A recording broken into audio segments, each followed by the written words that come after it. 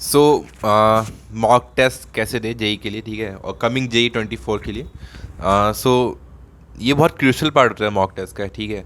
तो मतलब मैंने खुद की क्या स्ट्रेटेजी बनाई थी, ठीक है, मतलब थोड़ा टफ लगेगा, थोड़ा सा अनमैचेबल लगेगा तुम लोगों को, बट द थिंग इज़ कि मैंने जो सोचा था मैंने किया था, एक्चुअली कर भी लिया था, होपफुली भगवान की कृपा, जो भी बोलना है, ठीक है। सो मैं सोचा था कि मैं एटलीस्ट 100 जेई मेंस के पेपर सॉल्व करके जाऊँगा, एटलीस्ट, अदर देन दोस्त जो मैं कोचिंग के सॉल्व करता हूँ first, and at least 100 JEE advance के पेपर दे के जाऊँगा ही जाऊँगा, जब जेई एडवांस के दे जाऊँगा, ठीक है। तो जब जेई मेन 2024 आया था, कुछ लोग ये पॉसिबल नहीं होगा क्योंकि कुछ लोग ऐसे होंगे, ठीक है, डिस्क्लेमर दे रहा हूँ, कि जिन्हों थोड़ा सा मतलब वीक रह गया होगा तो उनको प्रैक्टिस करनी है। तो मतलब मेरा दिसंबर तक सिलेबस कंप्लीट हो चुका था।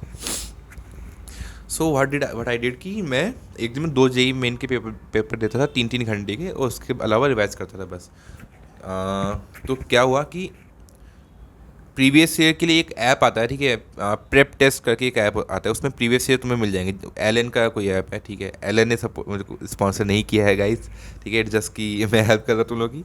Okay, so the thing is कि वो बहुत अच्छा ऐप है, उसके ना सॉल्यूशंस भी है और प्रीवियस ईयर क्वेश्चंस भी है। सो मैं हमेशा सॉल्व करता था, और उसमें मैं कौन से पेपर के कौन से क्वेश्चन सॉल्व करता था।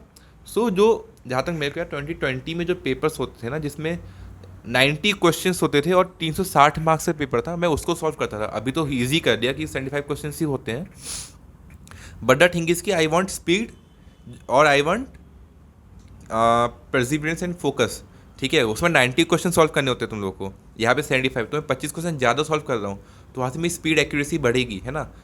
तो इसलिए मैंने उस पर फोकस किया ज़्यादा, ना कि इस पर कि या 75 क्वेश्चन वाले पेपर सॉल्व करते हैं ज़्यादातर, ठीक है। तो मैंने 30 to 40 वो वाले क्वेश्चन लगाए थे पेपर्स, ठीक है। तो 40 को तुम डिवाइड बाई 3 कर दो, कितना हो जाएगा, 13। तो मतलब मैंने अप्रॉक्सीमेटली 2 हफ्ते में 15, मतलब 15 दिन में मैंने 30 पेपर सॉल्व किए थे, 30 से 40। और सिर्फ पेपर सॉल्व नहीं करना होता जब भी तुम PYQ करते हो, it is very important to know. तो मैं क्या करता था, मेरी दो चीज़ होती थी। हम लोगों ने एक 10 हज़ार का लैपटॉप बोल रहा हूँ, टैबलेट खरीदा था, क्योंकि कोविड का टाइम आ गया था, तो इट वॉज नेसेसरी। तो क्या करता था मैं कि जो क्वेश्चन मुझसे नहीं सॉल्व होते थे ना उस एग्ज़ाम टाइम पे, उसका मैं स्क्रीनशॉट ले लेता था विथ सॉल्यूशन, ठीक है, फर्स्ट। सेकंड, और जो क्वेश्चन मुझसे गलत होते थे ना, मैं उसका भी स्क्रीनशॉट ले लेता था, सेकंड हो गया। थर्ड, जो क्वेश्चन मेरे को बहुत ज़्यादा टाइम लग जाता था सॉल्व करने में, और जो मेरे को लगता था कि बहुत ही अच्छा क्वेश्चन है, मैं उसके भी स्क्रीनशॉट ले लेता था।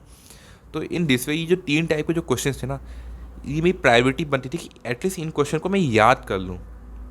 और याद करना लिटरली बहुत आसान होता है। इस टाइप ऑफ मोमेंट पे क्या होता है कि ब्रेन डेवलप हो चुका होता है इतना, तो मेरे को ज़्यादा मेहनत करने की जरूरत नहीं होती थी। इट जस्ट डैट कि जो क्वेश्चन नहीं होता था और जो क्वेश्चन गलत होता था, मैं उसको एक बार अपने रफ में सॉल्व कर लेता था, क्योंकि उसका प्रॉपर सॉल्यूशन तो था ही मेरे पास, as in form of screenshot. So मैं क्या करता था कि उसके बाद हमेशा अगले दिन जब भी कोई और मॉक टेस्ट देने जाता था, तो उन क्वेश्चन पे एक बार नजरें, मतलब बस ग्लांस बोलते हैं ना, बस 10 सेकंड के लिए देख लेना, तो वो देख लेता था। उससे मेरे दिमाग में वो आ जाता है, हाँ हाँ इसको ऐसे, इसमें ये स्टेप ऐसे ऐसे करना, ये फॉर्मूला लगेगा वगैरह वगैरह, खत्म, बस ऐसे, ठीक है। तो उसको बार बार सॉल्व करने की जरूरत नहीं पड़ती थी, बस एक बार प्रॉपर सॉल्व करने की जरूरत पड़ती थी, और मैं उस टाइम पे कर लेता था जब मैं इसको एनालाइज करता था।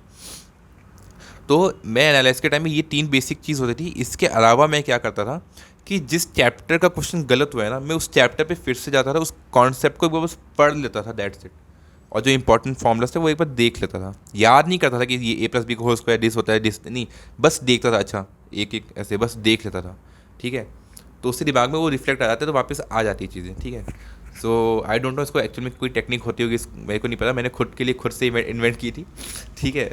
सो मेरा बेसिक सा ये था कि जो क्वेश्चन मैंने किया है वो मेरे को याद होना चाहिए, जो क्वेश्चन गलत हैं ऑब्वियसली, ठीक है। और जिस जो चैप्टर से क्वेश्चन गलत हुए या नहीं हुए, उनको एक बार देख लेने का, ठीक है, या उस फॉर्मूलाज को रिवाइज कर लेना कि जो फॉर्मूलाज नहीं हुए थे, याद नहीं आए थे एग्जाम के टाइम पे।